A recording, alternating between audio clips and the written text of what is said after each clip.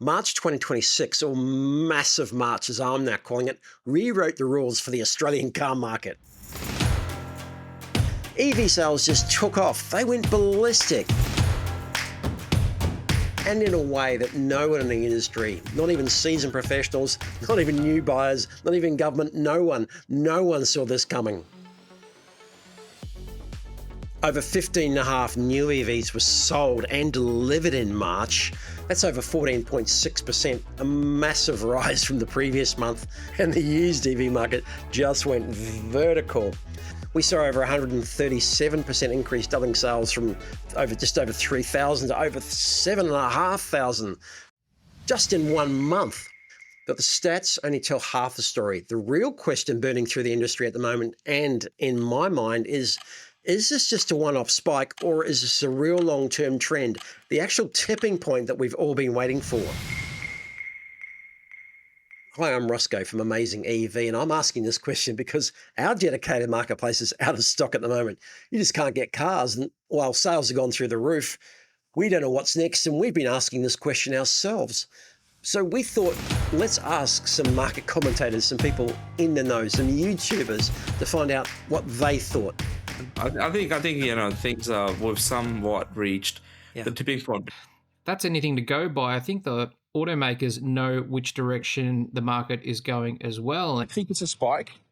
I think there could be a little bit of a dipping maybe in the likes of September, but between now and then, it's going to be quite a boon. Unfortunately, I think it'll probably just be a sales spike, but April will see sales dip, and then after that, they're just going to go up and up and up and up.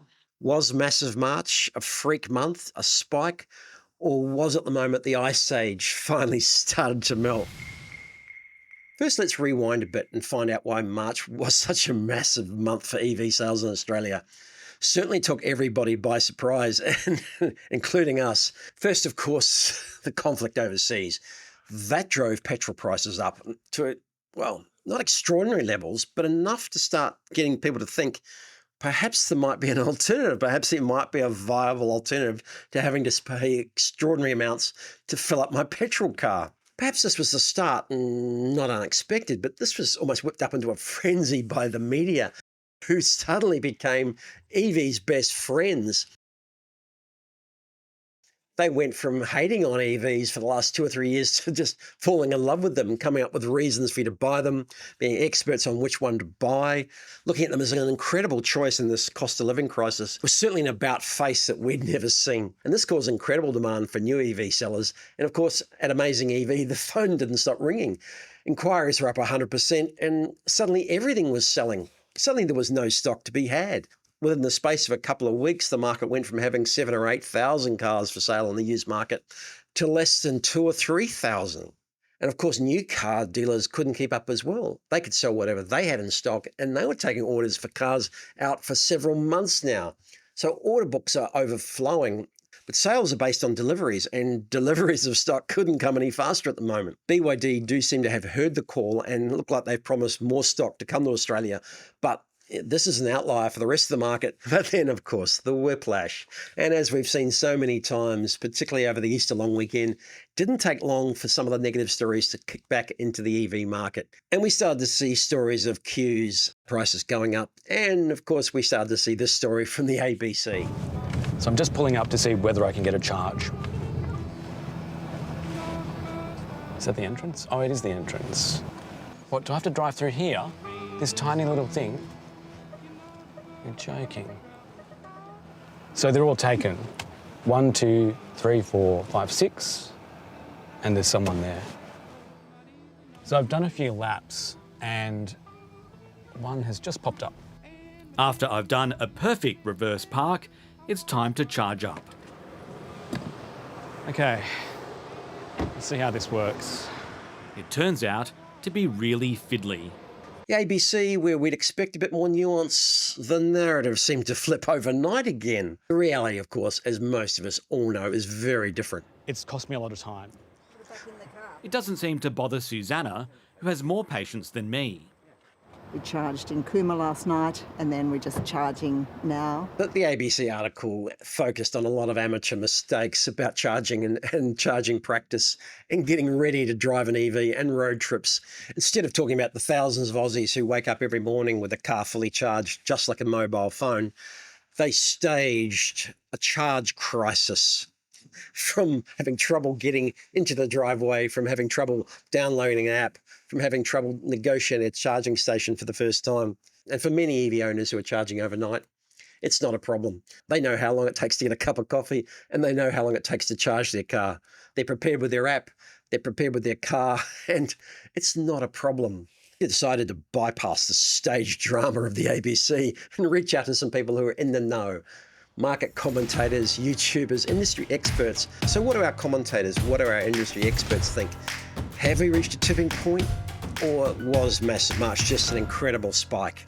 The awareness that we've got now is encouraging for yourself, and all the time that you've put in as well, And finally, you get years like this where I think things we've somewhat reached the tipping point. But it's interesting because as a used EV market is now finally evolving, and I think there's no real turning back.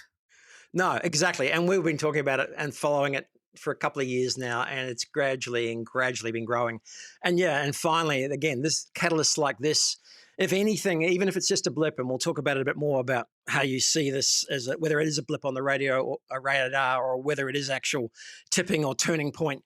Either way, the awareness that's been raised just in the last month is enough for to bank for 3 to 6 months at least for both new and used. So I've taken a lot of heart from that because again, it's not so. I don't mind if it continues on this trend upwards, which we can debate all afternoon, evening, whether it does or not, or whether it's just a blip. But So for a major shift to occur, you generally need quite a large trigger event to happen. But not only that, you need a plan to capitalize on the changes that trigger event causes. And of course, we know what that trigger event is. It's the conflict in the Middle East. It's caused oil prices to surge globally, and it's hit people here in Australia at home. Fuel prices are through the roof, and cost of living is just increasing to a point where people are starting to seek alternatives now. And we didn't plan it, but it just so happens at the same time the Melbourne Motor Show occurred,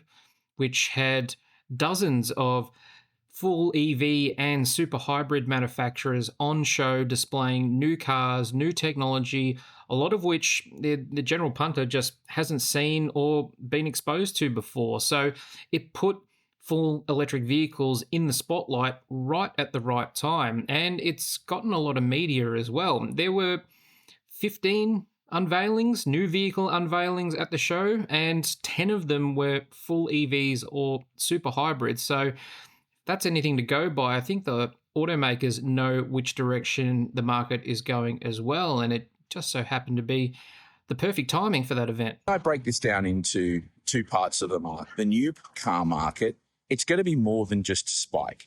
It's going to at least have a tail to it, even if that just means that it's a longer spike.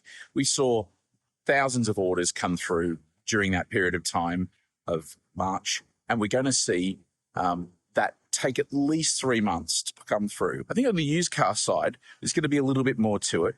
We have seen a bit of a breaking of the dam in used EV sales and those who are ready to now buy a used EV. Previously, people have been a little bit reluctant, but I think this push might have moved the market a little bit. Plus, also, we've seen lower used sales prices for probably some time now. There's been some great bargains, and maybe that marketplace has reset itself. I don't think it's a spike.